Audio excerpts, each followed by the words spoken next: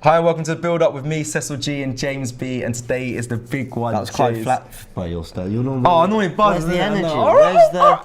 This is the fixture last season that brought the take your time with it chant to number one. What? Wasn't it? The Christmas I saw it made it to the Christmas. Yeah. I had Michael Bublé had a bad year that year because you and Troops came storming in with it and Jack Fowler as well. Yeah. This was this time. Well, it was obviously November the 1st this time when that happened. But yeah, that was the day. Yeah, where actually was. Yeah, vibes to be fair, a good month after. So 13 months on, here we are. Yeah, here we are back going to Old Trafford. 8:15 kickoff. A big one. A big. Not a bounce back, because obviously we bounced back against Newcastle, but a game where a lot of questions can be asked for that fourth spot position. I know we'll have a discussion about it later on after some clips from us, the fans, but it's a big one today, James. How are you feeling for this game? I'm nervous. Are you? This is a really weird game because I've never seen a game where both sets of fans are confident. It's really weird. There's normally one on slightly better form, one's a better team, one's a better... The only game I could think this season would have been maybe when City, Liverpool, Chelsea have all played each other. I could see why they kind of all back there.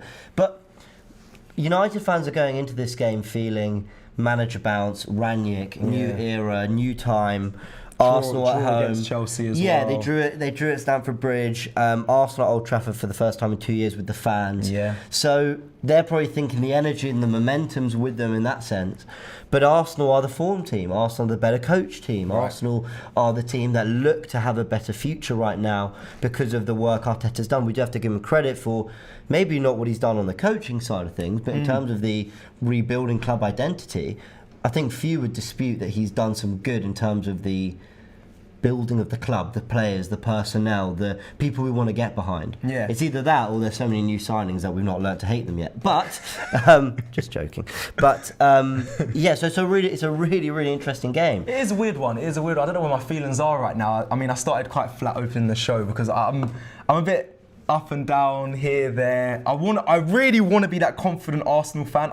It's in me, but I'm also being very cautious because of this, like you said there.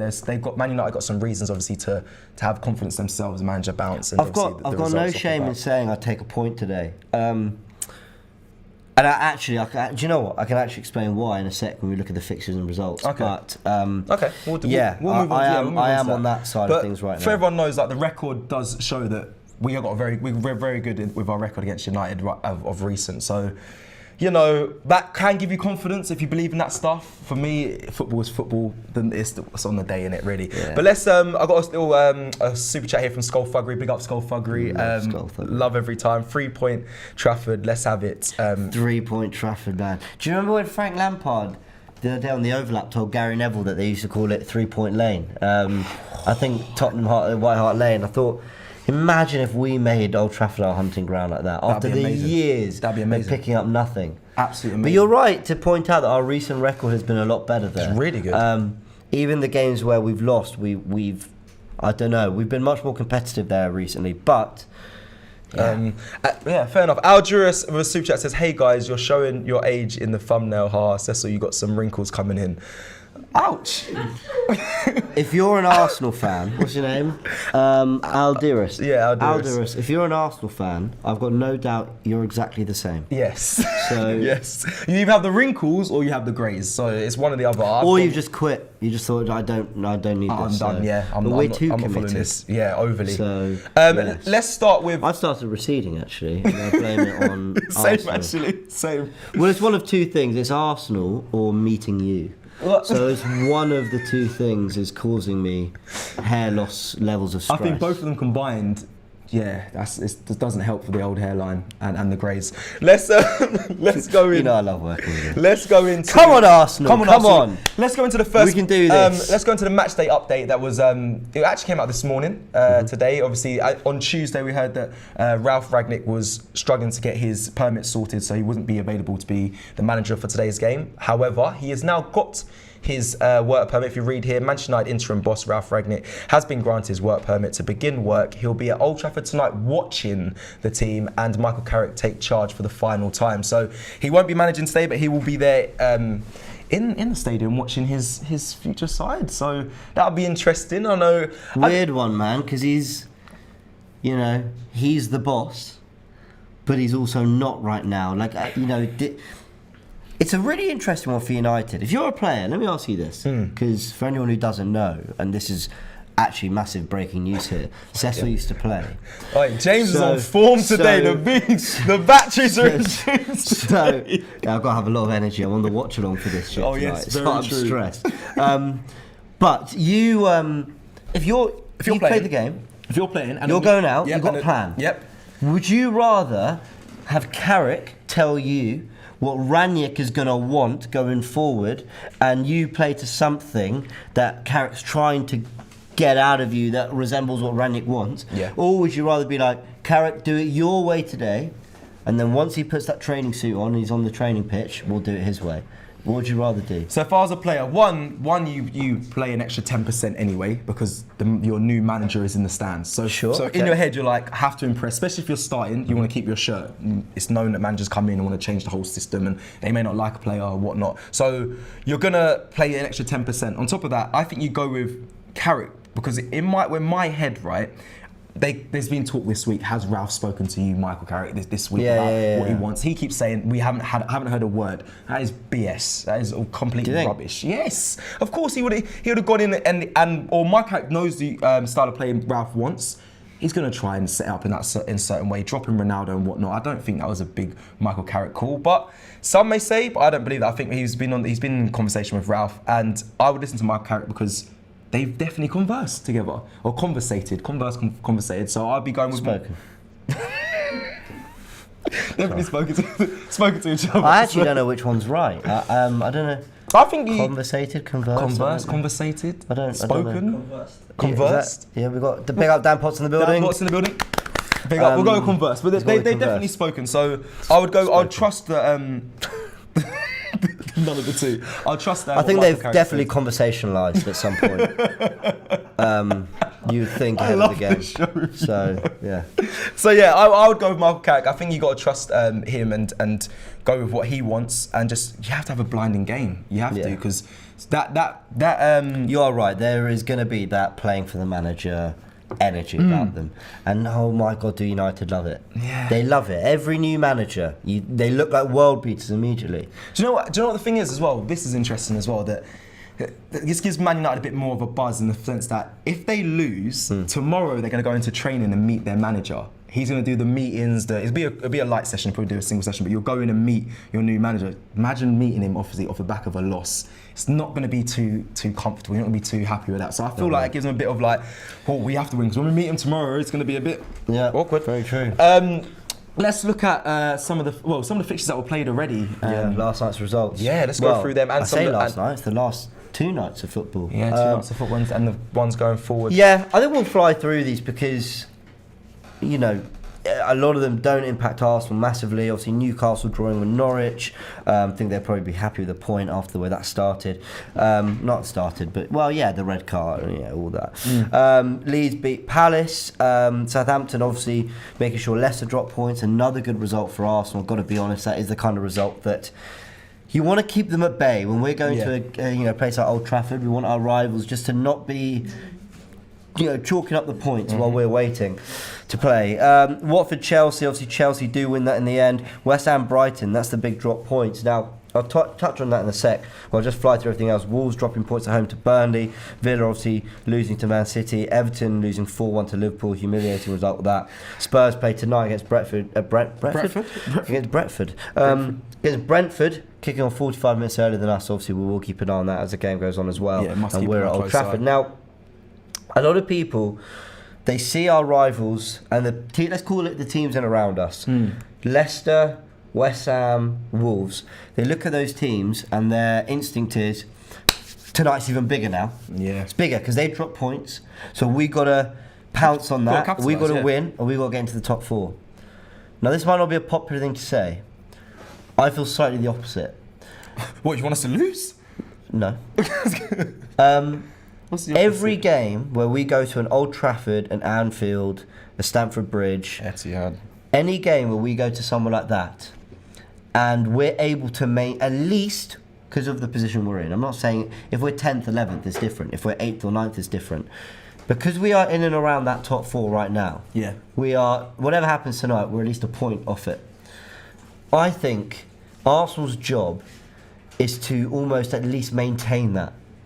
Go to an Old Trafford and come out of it, that round of fixtures, no worse off than we were going into it. Right. So what I almost mean by that is... 3 hits? I guess I'm trying to explain... Not 3 hits. I think what I'm trying to say is, because West Ham didn't win... Yeah. I'm not saying we shouldn't capitalise. Of course we should. It should spur us on to capitalise, and from the players' perspective and mentality, sure. But this idea that it heaps more pressure on us to capitalise on it, I don't agree with that. I think it should actually just remind the players, all right, the rest of the sides have given you a little bit of leeway here. Just play your football, relax into it, stick to the game plan, and almost go into it with a bit less pressure. So that's the word, pressure. For me, it's not more pressure. If anything, it's less pressure. It's just go and do your game plan. I think we can get caught up in this whole they lost, whatever. West Ham will be gutted to have not won that game against Brighton because they knew we were going to Old Trafford. So the pressure was on them, really. I think we just got to do our thing and not worry so much about these results. Okay, I think you're kind of referring, you're touching on, you remember the topic, the debate that we had on Twitter recently, I think we got tagged in a video, and me, you, Graham, Lee were talking about... While you're discussing this, let's bring the league table up, just to illustrate quite what we're talking about. Right, so the top 4, the debate really is kind of what it is at the moment, is what's going on here. And I did say top 4, I don't want to say it's overachieving because it's not. We should be aiming for that. But the pressure side to it was that our target at the start of the season, especially after the first 3 games, no one was even saying top 4. But now we're in and around it and amongst it. You're trying to start to change your wants for Arsenal this season. Now, for me, I said that on that tweet. I said I want to challenge for top 4. I think we'll actually end up being 5th this season, but I think I want to be challenging for top 4. So is that kind of what you're saying there? Like, it was never our initial goal. So there shouldn't be so much pressure on. If this team drops points, you should throw loads of pressure on because we're trying to get there. Or it's just be like, no, do you know what?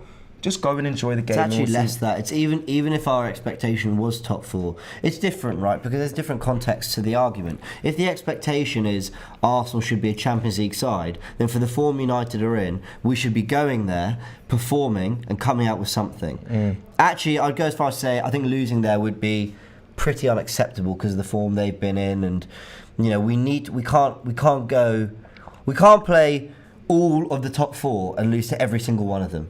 We've lost to the 3. There were circumstances for 2 of them. There was one where we felt we saw signs of improvement, but ultimately the same result. We can't have that again. So from that perspective, Arsenal need to get something from tonight.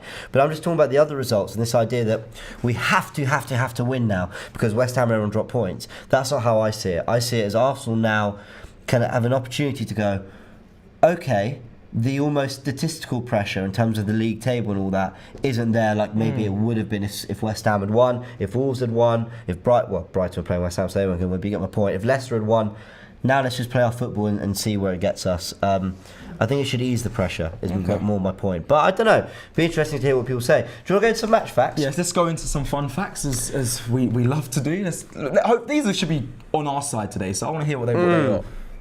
We'll see. Oh, jeez. Fun fact number 1. Let's go straight into it. Here we go.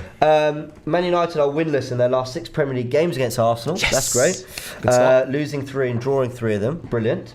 But they have never gone 7 league games without beating Arsenal. Are we going to make history tonight? There's a lot of these. There's a lot of... If he gets a clean sheet or if he gets another win, that's it. It's another record. It's a record broken. Finally... the right way for Arteta, because like we speak about every week on the build-up, Arteta smashed the records last season negatively for us, but he can change he maintained our record at Anfield, to be fair. He kept that going strong. Losing 3 or 4. Yeah, that was no change to the norm there. Against us again. Yeah. But hopefully we can get something, for us this today. So you'd think, yeah, you'd hope. But quickly on this as well, do you think it's going to be a high-scoring game? Because the record shows it never is. Cage at Old Trafford. Yeah. Arsenal won't want to be as exposed as they were against Liverpool. And I don't think, and United aren't going to come open either. United will be nervous. They'll see this as, this could be a really good week for Man United because obviously Rangnick's coming and all that, but they've seen the teams above them drop points. We won't bring the Premier League table back up, but if I just have a quick look at it myself, they're on 18 points. They win, they go to 21. they'd be 3 points off the top 4. So for everything that's gone on, 3 points off the top 4, it's not great. It's not where United want to be, but it's what I call touching distance. Yeah. And for this stage in the season, with a new manager, you think new bouts, some signings in January, all that. I remember speaking like this. I remember speaking like this when we was on our run, James. Our 7 wins in the league run. I remember, not wins, but unbeaten run. I remember saying, "Oh, we're getting closer. We're just this many points off the top, this many points off second, this many points off third, fourth." And But now it builds to that. Now we're a win from the top 4. So it's crazy. Yeah, Isn't it'd be interesting. Right, fun fact number 2. Arsenal have kept a clean sheet in their last 3 meetings against Man United in all competitions. I'm going to be honest, I put Ollie Tax on that. And the reason I say that is because I don't think Ole Gunnar Solskjaer ever had... I don't think he was ever an organised manager in terms of patterns of play, in terms of build-up, in terms of a philosophy. And I think because of that, Arteta just always outthought him. And at the very least, would always pick up a point. I think Ole was a vibes manager. Feel good, put out a sensible team, keep it pretty safe, let the players express themselves. Now, of course, he obviously did more. Tactically, at times, he did show something about him. Yeah. But generally, I think Arteta is an incredibly meticulous manager who... Very meticulous. I think Ollie was just outthought by him in all the previous games, and I don't think today will necessarily be the same. This one's an interesting one, James. Arsenal kept a clean sheet in the last 3 meetings because I feel like our defence in those last 3 meetings are worse than they are now. Yeah. But I still feel very cautious that we will concede tonight. I don't know what it is. No, it's so weird, isn't it? We have upgraded in defence and goalkeeper massively, yet I don't feel more confident. And that is, again, the Ole Gunnar Solskjaer magic, that's the thing about him. So weird. Okay. Fun fact 3: only Norwich with 2 have scored fewer away goals than Arsenal with 3 in the Premier League this season. That's a problem. That's a problem. We need to get a clean sheet tonight, and then see where that takes us. But yeah, that is. And we need a striker. Unfortunately, it's the real truth of it all as well. That's very harsh, but I think we need another striker or not even promote the youth. I think we need a striker and to promote the youth, like the likes of Balogun or Martinelli, because our scoring stats are terrible this season. So yeah, that's something to look at. I'm going to quickly read this super chat here from Alderus, who's come back, obviously, after the stress of Arsenal. He says, "Yes, I love this club and I got it all too. I'm pretty sure we are the same age. I just turned 27. Anyway, I'm hoping for the best. Come on, you Gunners." Love it. I mean, same. We're 26, just out of that age. I don't know if you're alright with that. You're alright with that? Absolutely fine. Okay. I'd love to know what people thought I was. Yeah. I remember my first ever AFTV video. One of the comments was, "I can't tell if this guy is 16 or 43." Yeah, we're both 26 fair enough. And around similar birthdays. Let's quickly talk as well for everyone in the comments as well. I think someone actually put 15 and someone else put 43. See, there you go. You're literally in between. I don't know if it's a good thing or bad thing. You're either one end of the spectrum or the other. Hey, we laugh about it. We laugh. I've got it here. It says No Fear. Says it's on Amazon Prime Video. So just for you guys don't know, the game is, and if you're in the UK, is being streamed on Amazon Prime. Cool. Yeah, so I just give him a little update on that as well. James Marlon is asking if I'm 26. I am. Yeah, he's 26. Yep. Someone, Agent E, you're very funny. Soph says, "I thought you was 21. There you go, some nice compliments there.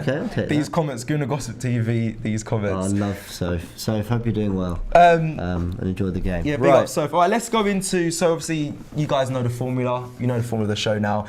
Every week I go into around the area actually. We used to be just around the stadium, speaking to fans, but we've liked to see people in their day-to-day work, in their jobs. We found a postman on this Arts of Fans clip this week, and we stopped him and asked him, basically, do you think top 4 is available this season? And I want to ask you after as well, do you consider this a derby? But we'll do this later. But let's go and hear what the fans had to say today.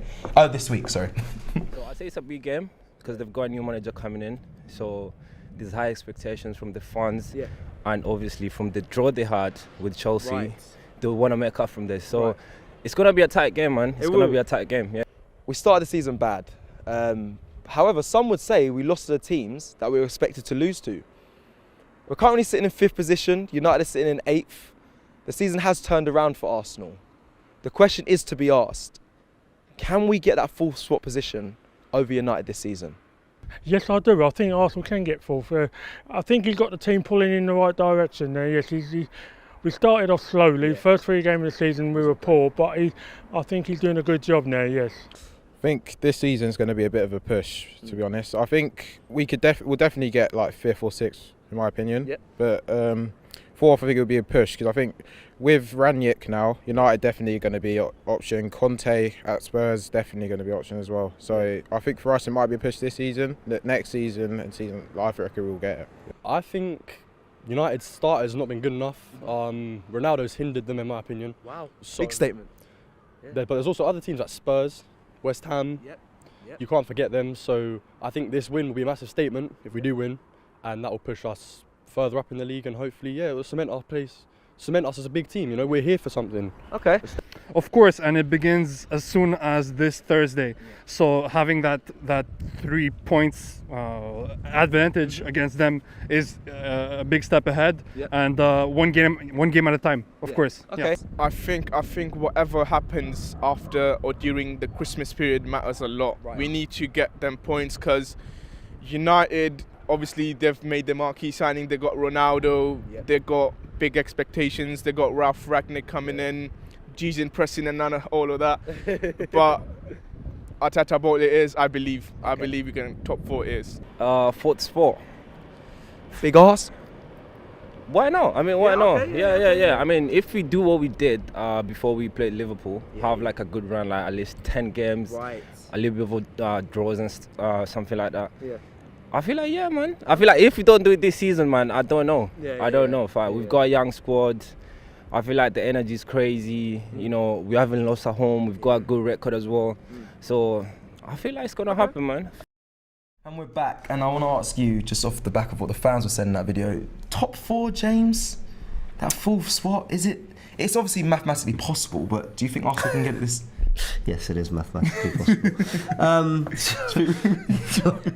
It's my sentence, so I did say that. I'm asking you, do you think it's possible for Arsenal? Yeah. Sorry, that killed me. We're on one today. We're on one, people. It's a big game. Yeah. With 2/3 of the game to go, I think there's still a chance. Tonight will teach us so much. Right. Tonight will teach us so much. I really do. And I don't want like a massive uproar if we don't learn what we want to learn about the team today. It also doesn't mean that the season's dead either. No. I think we've got this tendency to go, well, if we lose tonight and the season's dead and there's nothing like. What do you not want to see tonight? What do you not want to see? A battering, a heavy loss, or just a loss? Or is a loss? Against Liverpool, I went into all this, I want to see us competitive and not concede this type of goal. No, tonight I don't want us to lose. I really don't want us to lose. I don't care. By hook or by crook, if we're outshot 50-1 and we draw 1-1, I won't care. Tonight is just about coming out with a point, without another L on the board, and then we go again against Everton. Then I'll start thinking more about performance, but yeah. Okay. Yeah. All right, well now it's time for my favourite bit. I get to kick back and listen to you. It's time for James' analysis. Gonna break some things down for us today. James, It's not really particularly analytical today. I hate when he does this every week, right? He always goes, he's like, this is my section, I want to break some things down. And then as soon as that intro, he's like, you know what, actually, it's not really this. Maybe it's this. I'm thinking it is this, but you let me know. It's always really good, but you never give yourself any credit for it. Anyway, Thank James. you. That's very sweet. It's true though. Do this every week. Start with the tactical pad, obviously. Here What I we kind go. of got here, people wondering why it's like a 17 on 18. Because I'm trying to have a little bit of a think in my mind about what I'm expecting from United and what I'm expecting from Arsenal. Start with United. Let's go through the players that I'm a bit unsure about. Maguire, does he come back tonight? Maguire is so overrated, man. It does my head in. Does he come back? Probably. I think he does. I hope he does. I think- actually hope he does, if I'm honest, because for me, he's a calamity. I've got so much smoke for United players, I swear to God. But anyway, I hope he does. I think he comes back in. I think Tellez, who I think did all right at Chelsea, I do think Shaw comes back in. I think he's been past fit. Overhyped I might as have well. got that wrong. But Shaw was great last season, to be fair. Now, the midfield gets really interesting because They deployed this system in the Chelsea game where they played a 3-man midfield, but one of the centre-backs would drop into the full-back position to help cover the wing-backs. Sure, but that's not my analysis, and I think you told me about it. But my thinking is, I don't think United will do anything that planned for Arsenal. I don't think they'll set out to stop us. I think they'll do something just to keep it competitive in midfield. And my thinking was whether they're really going to play Bruno Fernandes and Ronaldo. He's not started both together yet. Obviously, Ronaldo played in the Champions League, then he gets dropped for the Chelsea game, or rested, whatever you want to call it. My feeling is that actually, I wouldn't be surprised if today we see Matic on the bench, Bruno Fernandes on the bench as well, and then Van de Beek almost as the third-man midfielder. I think he's got energy. I think he's got runs into the box. I think he's a quality midfielder, and United haven't got the best out of him yet. And I think there'll be an effort to have their most complete midfielders in the team. And you think? I think Donny Van de Beek is a very good player, but do you think they believe that? Yeah, I think so. And he's got energy, and if Rangnick is getting any input in, I'd expect Van de Beek to be a big part of that midfield going forward. And then I think Martial, obviously I don't see him starting. So that's the United team I'm expecting. Then with Arsenal, it gets interesting. A few people flirting with the idea of Elneny coming in instead of Lokonga. Who do you think's playing? Lokonga. I think Lokonga too. So we can put Elneny on the bench. Tierney, Tavares. For me, Tierney. But Tavares, who do you think? I think he's going to go with Tavares. But who I want Dan Tierney. Charlene, who's he playing? Tavares. He'll start. He'll play Tavares, but Brandon? I want Tierney. Tavares. All right, so everyone agrees that it'll probably be Tavares. And you don't. I think he'll play Tavares. But who do you want? I actually want Tavares. All right. Then we all agree Pepe's not going to play over Smith Rowe. Then on the right, obviously it depends on Saka's injury, but if he's fit, I think the rumour is that he is. I think Martinelli's dropped to the bench. But obviously if Saka isn't fit, you'd expect Martinelli to come in where he made that appearance off the bench. Then Aubameyang and Lacazette. I want Lacazette for this game, but do we all agree it's probably going to be Aubameyang? Probably going to be Aubameyang? Actually...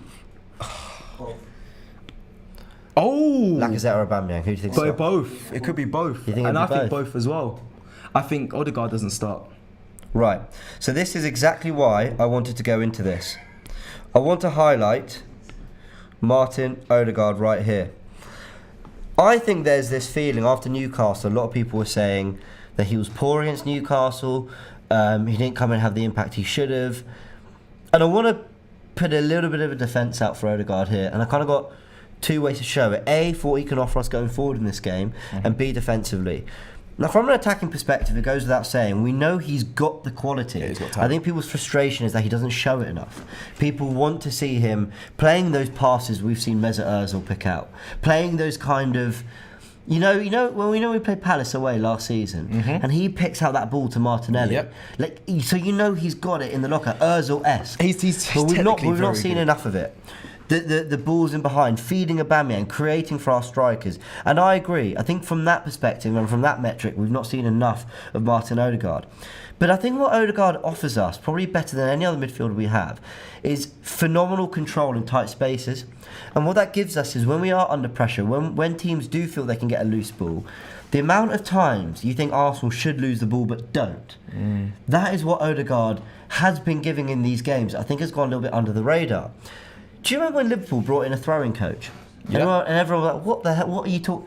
Because the numbers tell you that teams win the ball from a throw-in because the other team knocks it out, and they're not getting an advantage from it. Because more often than not, they're losing it because they're throwing it into a dead space and it becomes kind of a 50-50 challenge. Yeah, and it's a bad they don't really know what touch, to do with it. they So they bring in a transfers over. specialist who goes, this is how you can retain possession from throw-ins much better.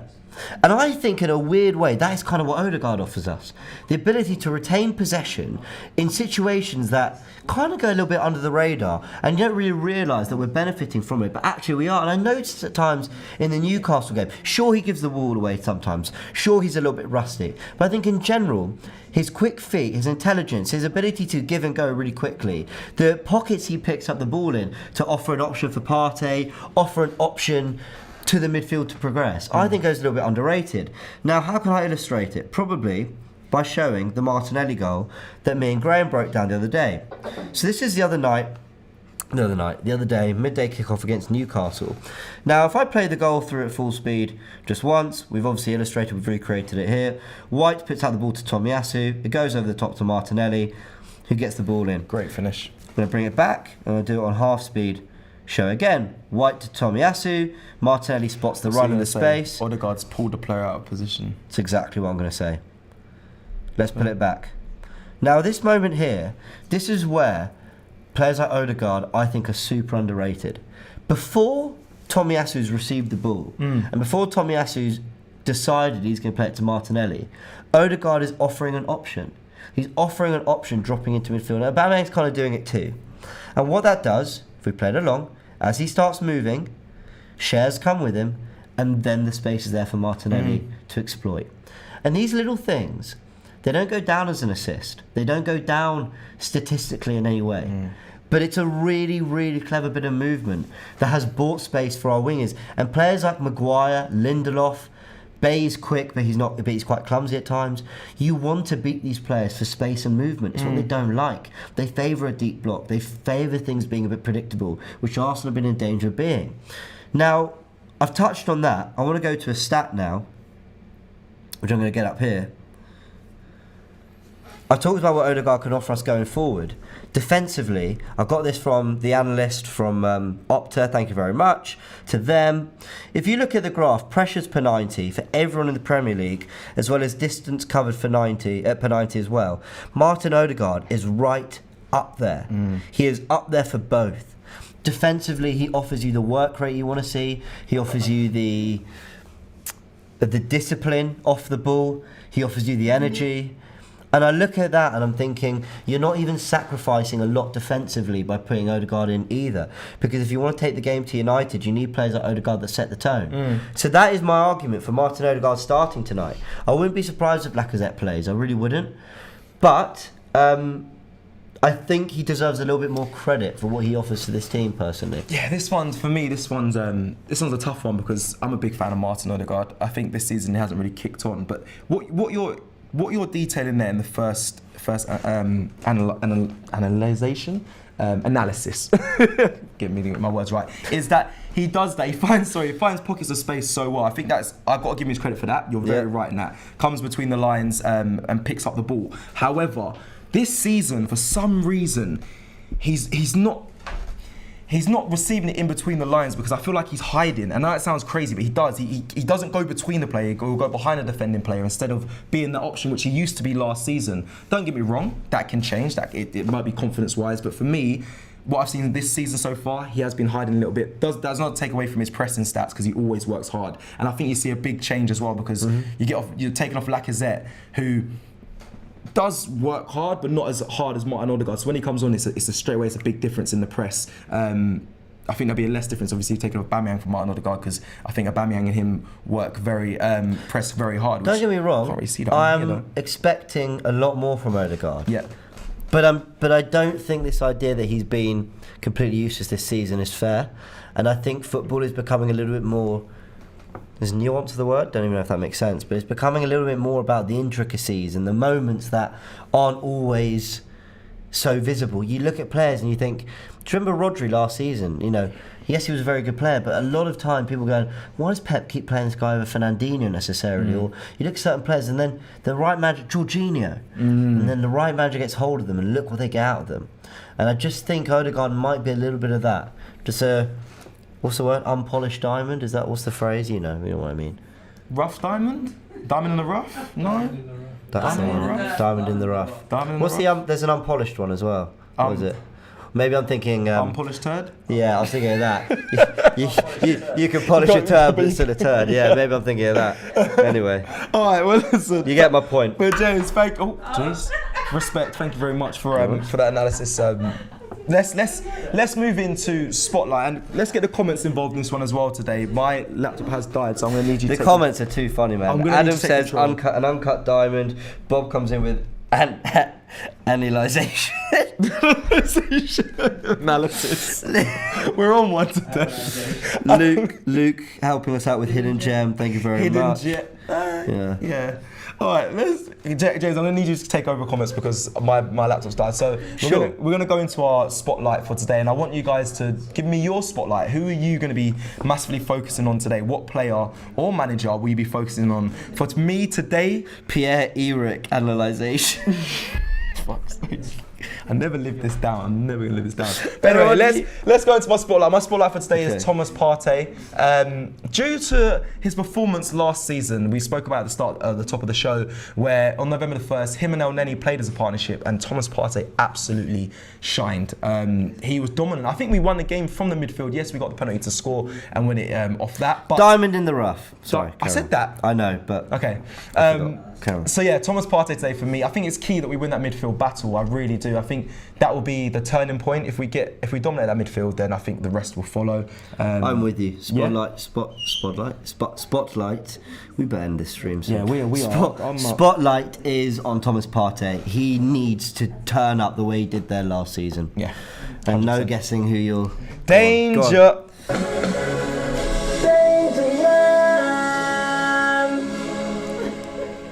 I actually, all banter aside, I actually heard something. Like actually seriously about Ronaldo.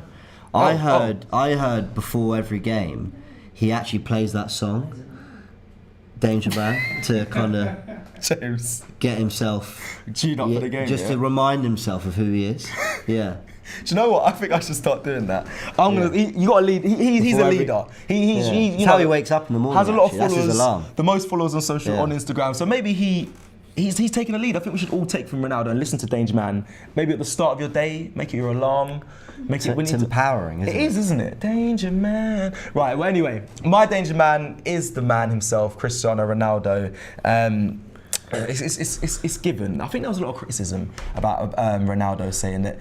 I don't know, some fans were saying, oh, we got Ronaldo, but he doesn't really do anything. Or they were arguing like he's the problem in the United side because of this, he doesn't press and whatnot. But you have to give him credit. The guy he's a phenomenal player, one of the world's best. We're going to go run through these stats quickly. Player age 36. He's played 10 matches in the Premier League. Now, the reason why there's brackets there, that shows the Champions League games. So there's 5 matches in the Champions League. Goals scored 4 in the Premier League, 6 in the Champions League in 5 matches. Outrageous. Number of assists are 2. That's in the Premier League. He's got no assists currently in the Champions League. And this year's Ballon d'Or position for him is 6th. I think, listen, Ronaldo, he's someone, unbelievable player. He creates moments. He's someone that can change nothing into something. He's someone I'm fearful of in this game today. I've never been kind of more sure that if there's a game where we could have 65% possession, 20 shots, an XG of 3.24 and still lose 1-0, it's this one. Because he is ball into the box and he will punish you if he gets that chance. Good luck, Gabriel and Ben White. What an amazing battle for them. I'm so intrigued to see how they do. I can't wait.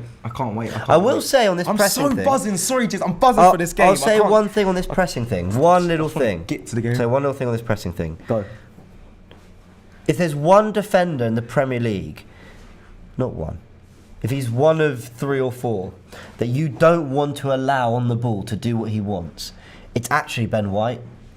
Because of his range, because of his passing, because of how crucial he is to our build-up. It would be very shrewd of Rangnick or Carrick or whoever to maybe put Ronaldo on the left or somewhere else and let the striker be someone who's going to set that tone or work something around that. Because I think you've got to have Ronaldo in the team if you're United, but do you want to allow Ben White to do what he does, because he is a big key to the doors that we try to unlock. So yeah, that'll be interesting. So do you think Ronaldo will start today? Does it hinder United if he's on the bench, or does it benefit them? Yeah, listen, United aren't good enough and don't have a philosophy that is worth dropping big players for right now. They're not there. Just get your best players on the pitch, get your most dangerous players, find something that works, feed off the crowd. For a game like today, I don't know why I'm giving United advice, but that is how I think they should be approaching it. Carrick, I heard he's watching, so big up Carrick, watching today. I want to ask you as well, and the comments as well before we wrap up as well, do you consider, and we're going to look at top squad, do you consider this a derby? It's not a derby, it's a rivalry. Okay. It's a big rivalry. That's a nice way to put it. But yeah.